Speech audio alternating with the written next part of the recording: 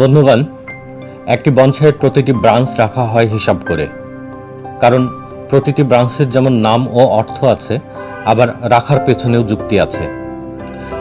এছাড়া কোন ব্রাঞ্চটি কোথায় তৈরি হবে সেটাও একজন বনসাই শিল্পী নির্ধারণ করে থাকেন। কিন্তু সবসময় চাহিদা মতো সঠিক স্থানে ডাল পাওয়া যায় না, তাই আমরা নানানভাবে চেষ্টা করে থাকি যদি সঠিক জায়গায় ডাল পাওয়া যায়। যেমন সব ডাল ছেঁটে হার্ড প্রুনিং করে দিলে অনেক সময় কাঙ্ক্ষিত স্থানে ডাল তৈরি হতে পারে। এছাড়া cut and grow method apply করে, অর্থাৎ কাঙ্ক্ষিত স্থানে কেটে দিলে সেখান থেকে ডাল তৈরি হতে পারে। এছাড়া যে পাশে ডাল দরকার সেই পাশটি যেদিক থেকে সব সময় সূর্যের আলো পায় সেদিকটা উপর দিকে রেখে টব কাট করে বেশ কিছুদিন রেখে দিলে অনেক সময় নতুন ডাল বের হয়। এই সব কিছু করেও যখন ডাল পাওয়া যায় না, তখন একটি পথ থাকে, সেটি হলো ব্রাঞ্চ গ্রাফটিং করা অথবা গাছের স্টাইল বদলে ফেলা, অর্থাৎ ওই স্থানে ব্রাঞ্চ ছাড়া অন্য কোনো স্টাইল দেওয়া যায় কিনা। আমার এই গাছটি দেখুন, প্রায় 10 বছর ধরে লালন পালন করছে। এটা ফ্রন্ট সাইডটা মোটামুটি কভার হয়েছে, তবে এর পেছনে দেখলে আপনি হতাশ হবেন। এই সাইডে কোনো ব্রাঞ্চ নেই।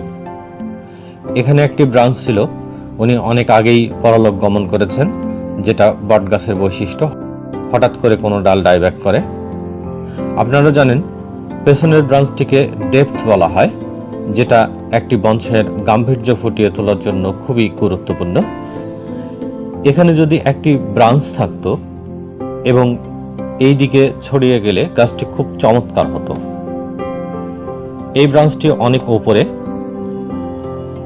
এটাকে অতটা নিচে নামিয়ে আনা সম্ভব নয়, তাই সিদ্ধান্ত নিয়েছি এখানে একটি ব্রাঞ্চ গ্রাফটিং করব, কারণ কাণ্ডটা এত বয়স্ক হয়েছে যে ওখানে আর ব্রাঞ্চ গজানোর সম্ভাবনা নাই।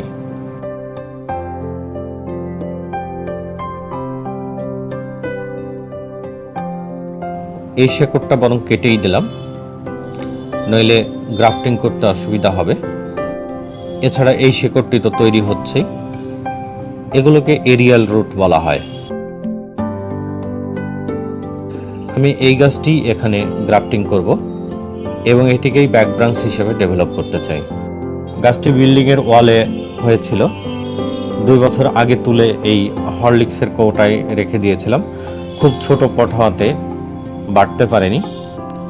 এই ব্রাঞ্চটির আগাটা প্রায় মরে গেছে, তাই এটি কেটে দিলাম, এবং এটি কেটে দিলে এই ব্রাঞ্চটি দ্রুত ডেভেলপ করবে। দেখুন কিভাবে কাজগুলো করছি। এখান থেকে কেটে দিব।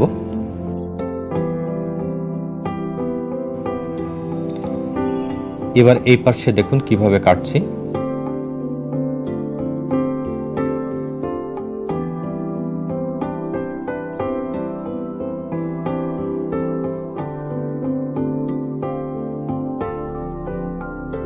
সাধারণত ফাইকাস গ্রুপের গাছগুলো, যেমন বট, পাকুড়, ডুমুর ইত্যাদি, এবং যেসব গাছের ডালপালা আঠালো বা রসালো হয়ে থাকে, যেমন শেওড়া, হিজল, সাতিম ইত্যাদি গাছের গ্রাফটিং করা সহজ হয়।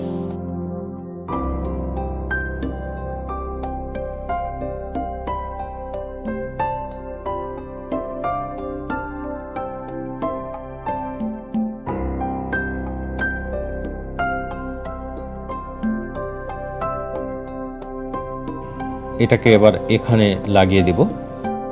তার আগে এখানেও একইভাবে কেটে নিব।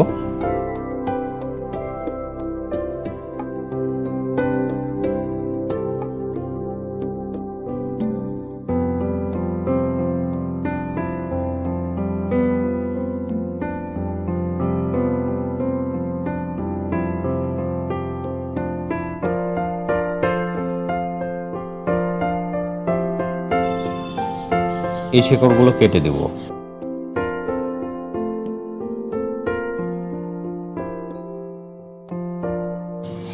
এবার এটাকে এখানে বেঁধে দিব।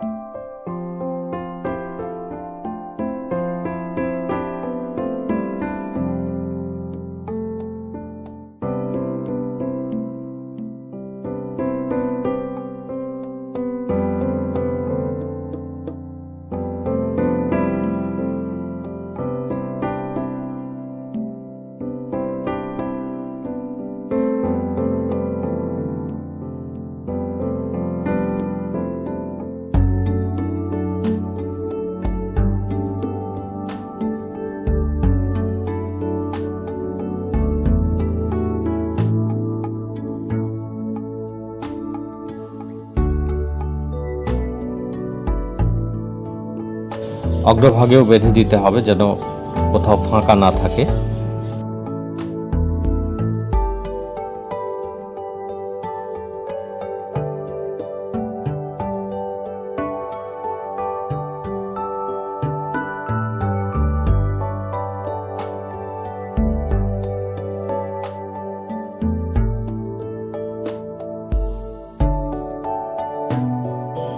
জোড়া লেগে গেলে এখান থেকে কেটে ফেলবো এবং কাণ্ডের সাথে মিলিয়ে দেব।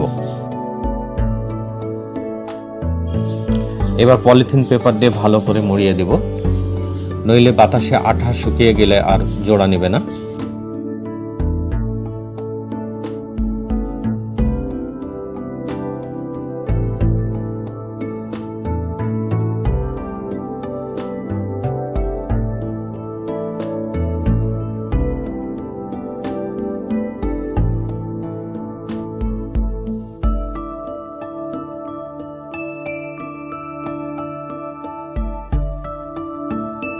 পরবর্তীতে এটিকে নিচের দিকে নামিয়ে ভূমির সাথে সমান্তরাল করে দেব।